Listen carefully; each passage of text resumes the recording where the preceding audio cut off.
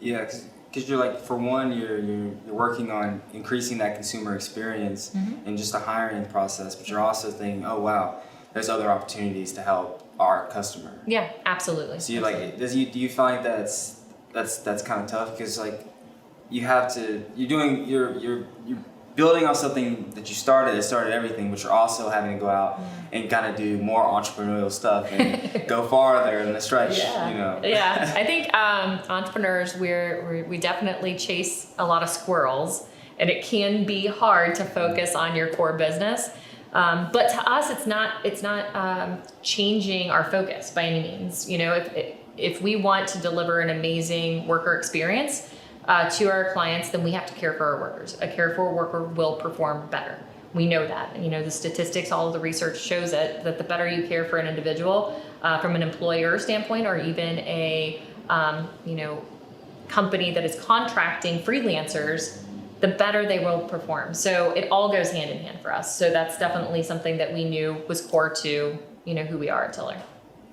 What are some of like the stories and the feedback that you've gotten from Tiller in the field? Yeah, so worker side, I think probably for me personally, we have Slack channels, and we can watch at any point in time when somebody accepts a job, and we have it connected to intercom, so we know if somebody has a question, it's popping up in our feed. So we see real-time feedback all the time.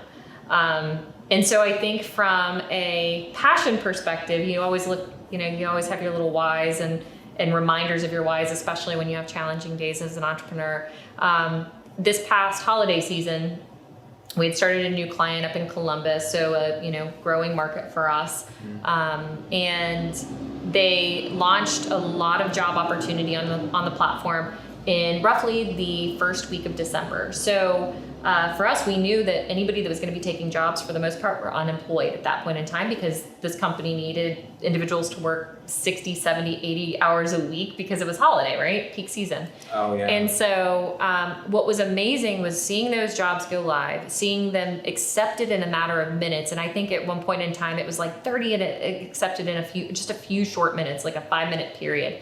But then looking at the responses that was coming in, kind of like in real time on our intercom, people were in shock, because they were like, I just accepted a job at this company, but it says I'm going to make $33 an hour. Is that right?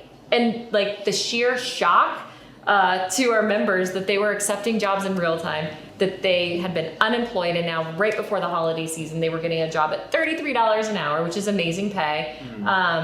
But they had the power to take it. And then just their response of, you guys are a miracle. I didn't know what I was going to do. Like, this is life-changing for them. And fast. Fast. It's like you apply for the job, and then you sign up for the job within like hours. Yeah. Like crazy. Yeah. It's like, the way I was looking at it was like almost like Uber, in the sense that's like, you're almost like that candidate is like a Uber driver driving around. Yeah. And there's a job open up, they sign up for it and they get accepted, and then then you're there. It is a similar relationship in that, and we have been affectionately called the Uber of jobs, or Match.com of recruitment. And I always joke, because if you say Match.com, I typically know you're single. But it is a similar relationship to the driver rider analogy, for sure. And I think, we meant to make it that easy, because, there's lots of great platforms that came before us that kind of showed us the way to build. But, for us, we knew that this would go even farther than, just being able to be a peer-to-peer platform, knowing that for once, individuals would have an opportunity to be in control to accept a job. Like, how often does that happen, that somebody's just like, sweet, you signed up for a platform and companies are posting opportunities that are matching for you. You're not looking at profiles. They're not looking at you. The company doesn't know who accepted it until it's done. So they can't do things that create bias right now within recruitment. I mean, I had people that told me that they never called me back because my name was Summer. Like, that is ridiculous. They thought my name was fake, or that I was a fake candidate. Yeah. So if that's happening to me, the thought of how bad bias goes, I mean, just makes my stomach turn. So how do you build a platform that can completely eliminate that? while addressing all of the other issues. And I think that that's what we've done really well. As we've grown and expanded, we really took very careful thought around how to do this platform in a way that was absolutely disruptive, but also natural in how we created it, so that it still fit into how companies recruit, really.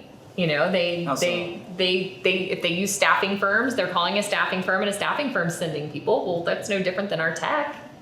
You know, and if companies push back on, oh, well, we like to interview, we need to have a culture fit. Well, what's a better culture fit than getting a human being at your door doing the job you want them to do?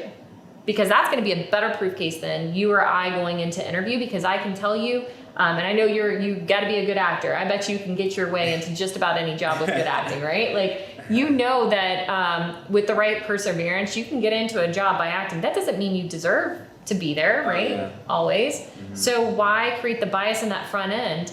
You know, and now our workers are not only, you know, our community members, we, you know, affectionately call them our tillers, you know, they're on site and they're earning their right to be with these organizations, you know, long term. So maybe they came on for a gig, but now all of a sudden that individual's at a company that they never had a shot to get into, that they might have applied time after time after time and had been turned away. And all of a sudden they're on the floor working for the company that they'd been trying to for years.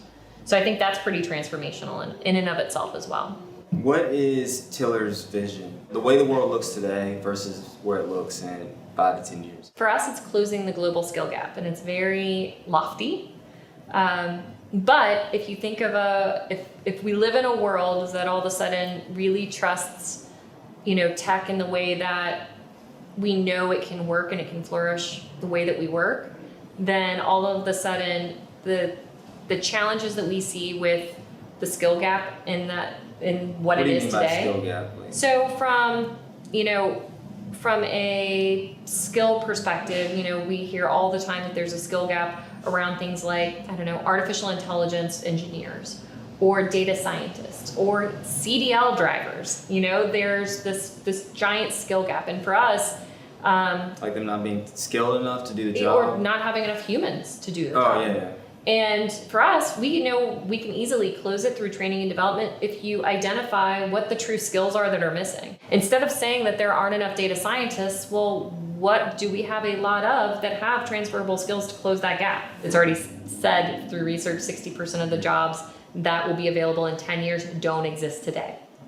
So how do you continue to keep up with that evolution? Yeah. You know, it's through being a lifelong learner and using technology that can help find those pieces of data to start closing the gaps that will exist for sure. And part of the interview process, you do call people for a little bit, for like a quick conversation, and you do background checks. And that short call that you guys do, the number of skills people list rises on average by more than 2.5 times. Yep, absolutely. Why is that? I think it's because we have all been trained through the process to leave things off of a resume, to not mention that, you know, you had an internship at some point in time that's not super relevant to the job you're applying for. You've just been trained by the system to eliminate skills that you absolutely have. And it's just a, you know, a part of the system that we've all grown up in and, you know, had to kind of get used to. So now, you know, on our onboarding calls, we're almost, I feel like we're almost like a psychological coach, so to speak, in that we're really like saying you are more than just a resume. You're more than, you know, what you're applying to, that you are absolutely an amalgamation of skills over time. It's just as unique to you as your DNA is the level of skill that you have. So, you know, let's talk about what you're missing, and, you know, tell me a time, you know, in college, you know, what did you do to get by, or, you know, what did you work in high school, or, you know, like what, you know, we've got a lot of, you know, stay-at-home moms, like what did you do prior to having children? Let's talk about, you know, raising children. How do you maintain your household?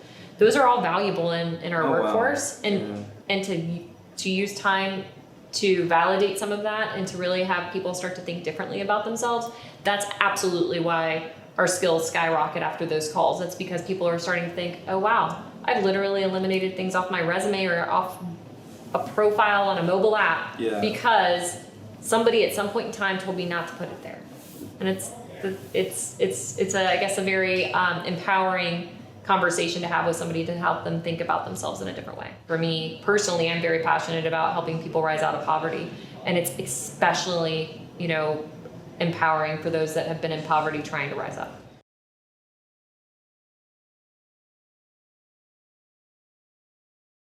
What are you guys, 4 years old now?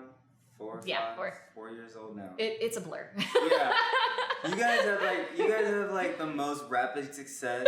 You know what It's I mean? been like, a little aggressive. you guys are like those SoundCloud rappers that like drop a song and are famous overnight. Yeah, I wish.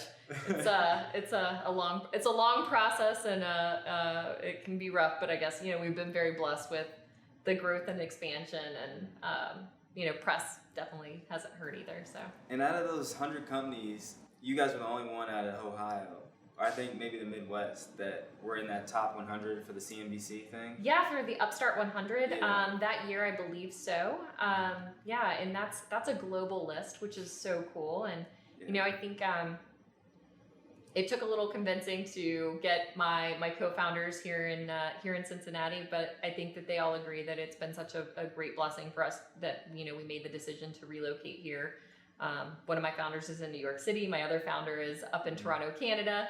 So for me to be like, hey guys, Cincinnati's where it's at, and them not think that I'm a crazy person has been great. We wouldn't be where we're at today if we wouldn't have founded here in Cincinnati and built and scaled and tested and leaned into the community here for sure. Can you tell me a little about that? Like the role Cincinnati had in your success? So I'm definitely a Cincinnati girl. I'm a geek about the town. So for me, going into this, I knew that having previous experience as an entrepreneur and having, a failed business as an entrepreneur was a really good proving ground for me to say, you can't do this alone. There are no lone wolves. I don't care what anybody says, they didn't do it alone. Mm-hmm. And if you're willing to embrace your community, they'll help you rise up.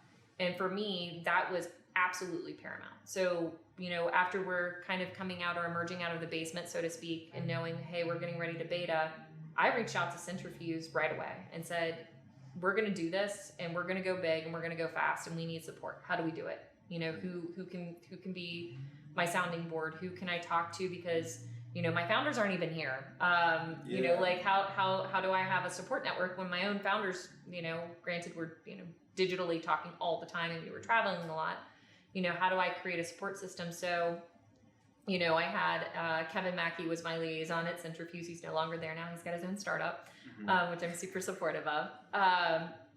He was great about understanding my business, being as passionate about my business as I was, which was amazing.